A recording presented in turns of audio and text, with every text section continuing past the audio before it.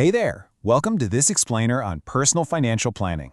Look, if you're a focused learner gearing up for the NISM Series X-A Investment Advisor Level 1 exam, you are in exactly the right place. We're going to dive right in today. And don't worry, we're not just going to sit here and read through a bunch of dry, boring textbook definitions. Instead, we're laying out the exact roadmap you need to conquer this specific module of the exam. We're taking all that high-level financial theory and translating it into practical, exam-ready knowledge you can actually use. Let's be real for a second. The mental load of financial planning, it is heavy. For a lot of clients, personal finance feels like this chaotic, overwhelming cloud of bank statements, stock charts, EMIs, and honestly, just a lot of stress. As an aspiring investment advisor, your job, both on the exam and out there in the real world, is to take that overwhelming chaos and organize it. So we're going to break this massive topic down into a highly practical, structured story to really bridge the gap between abstract exam concepts and the real-world scenarios you are definitely going to be tested on. To pull that off, we're following this 6-part syllabus roadmap: setting and prioritizing goals, managing cash flows, navigating debt management, the time value of money, creating a retirement plan, and wrapping up with the basics of estate planning. To make sure these 6 pillars actually stick in your mind, I want to introduce you to our narrative anchor for this explainer. Meet Vinod. Vinod is 40 years old, he pulls in a very healthy 2 lakhs a month, and after paying his routine expenses, his car loan and his home loan, he manages to squirrel away about 40,000 rupees every single month. Now Vinod thinks he's doing a stellar job managing his money. But is he really? By running Vinod's life through our 6 exam pillars, we're going to see exactly where the gaps in his logic are, and exactly how an investment advisor would step in to fix them. All right, let's hit Pillar 1, setting and prioritizing goals. Basically, a roadmap for Vinod's future. This right here is the starting line of any financial plan. Currently, Vinod just saves his 40,000 rupees and kind of hopes for the best. But let me tell you, hope is not a financial strategy. The exam requires goals to be measurable, realistic, and time-bound. Saying, I need 50 lakh rupees for my kid's education in exactly 10 years? Now that is a clear target. But here is where your skill as an advisor really shines: prioritization and staggering. Vinod might be itching for a luxury card today, but an advisor steps in and helps him prioritize the essential needs first, like that education fund. And what if he wants to upgrade his house, but his cash flow just can't handle the down payment right now? You don't just cancel the goal. Instead, use a technique called staggering. You push that house purchase back by, say, 3 years to let his finances build up, or maybe you suggest taking slightly cheaper holidays in the meantime. It's entirely about ranking these goals so the big, critical life milestones are never put at risk. Moving right along to Pillar 2, managing cash flows, or how to avoid the dreaded cash crunch. You know, before Vinod can even dream about his 10-year goals, he's got to survive the current month. A client can have fantastic inflows, like Vinod's 2 lakh salary, and still completely struggle. Why? Well, it's all about the timing of those inflows versus outflows. Imagine Vinod has a massive EMI and a school fee payment due on the 2nd of the month, but his paycheck doesn't actually clear until the 7th. Ouch. That is a serious cash crunch. He might end up resorting to high-interest, short-term borrowing like credit cards just to bridge that 5-day gap. The NISM syllabus heavily stresses the importance of a strict personal budget. And listen, a budget isn't just a boring list of expenses, it's an active tool used to match the timing of inflows with outflows. That ensures his 40,000 rupee surplus actually turns into real savings, instead of just vanishing into credit card interest. Now for Pillar 3, navigating debt management. This is essentially borrowing from tomorrow's income. Think about it like this. Whenever Vinod takes out a loan, he is quite literally borrowing from his own tomorrow. He's locking up a piece of his future income to buy something today. Now, the exam makes a super clear distinction between good debt and bad debt. Appreciating asset debt, that's generally considered productive. Think of a home loan.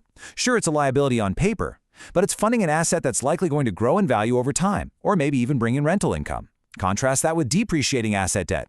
We're talking Vinod's car loan, or worse, rolling over credit card balances month after month. Those are funding things that lose value the literal second you buy them, all while draining your monthly cash flow with crazy high interest rates.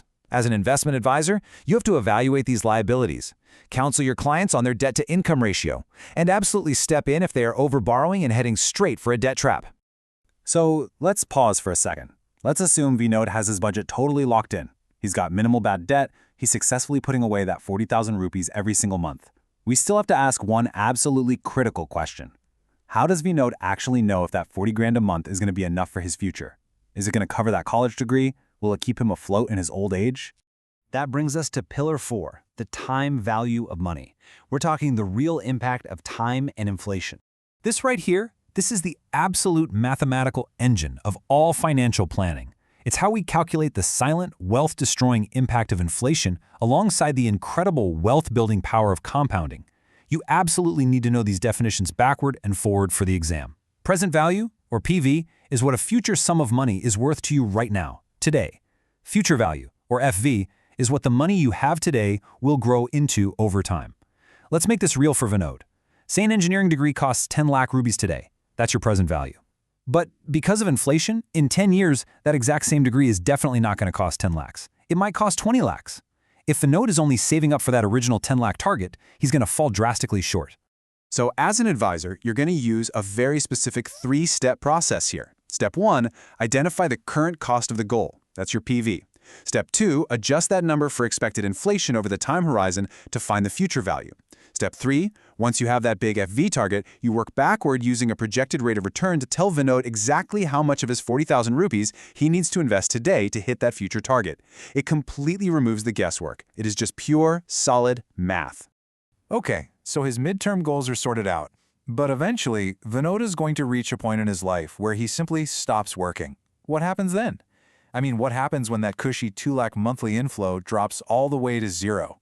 Enter Pillar 5, creating a retirement plan. Because trust me, it is way more than just a provident fund.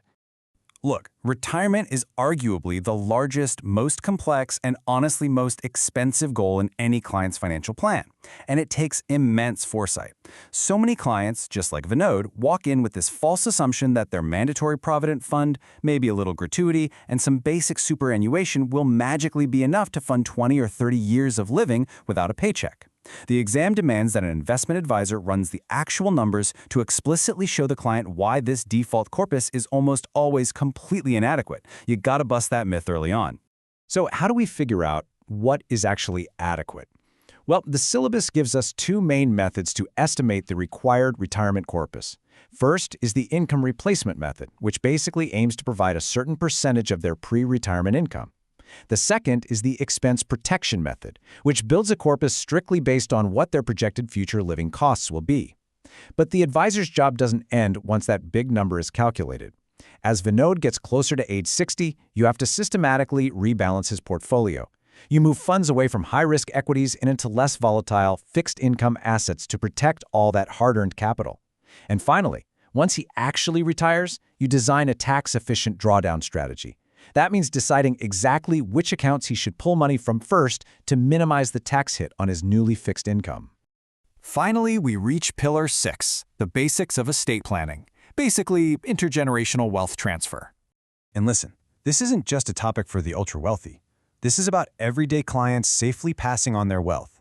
An investment advisor is there to make sure that the wealth Vinod spent his entire life building transitions incredibly smoothly to his beneficiaries, without sparking unnecessary legal battles or massive tax burdens. The exam is definitely going to test you on the specific tools used here. For instance, gifts are used to transfer wealth while the client is still alive. Wills obviously dictate the transfer after death.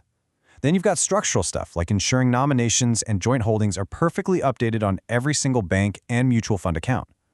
For the more complicated family situations, advisors might even recommend family settlements or setting up trusts. And a really crucial one, establishing powers of attorney. This ensures that someone trusted can step in to make financial or medical decisions if the node ever becomes incapacitated. So there you have it. Setting those goals, managing the daily cash flow, keeping debt totally in check, doing the hard math on time and inflation, planning for the day the paychecks stop, and finally, ensuring a smooth transition of wealth at the very end. 6 distinct pillars, but they all weave together to form one unified, living, breathing financial plan for a real human being. As we wrap up this explainer today, I want to leave you with the thought that goes a bit beyond just passing the NISM exam. Think about it. If you were evaluating your own financial house today, not a client's, but your own life, which of these 6 pillars would you realize needs to be built first?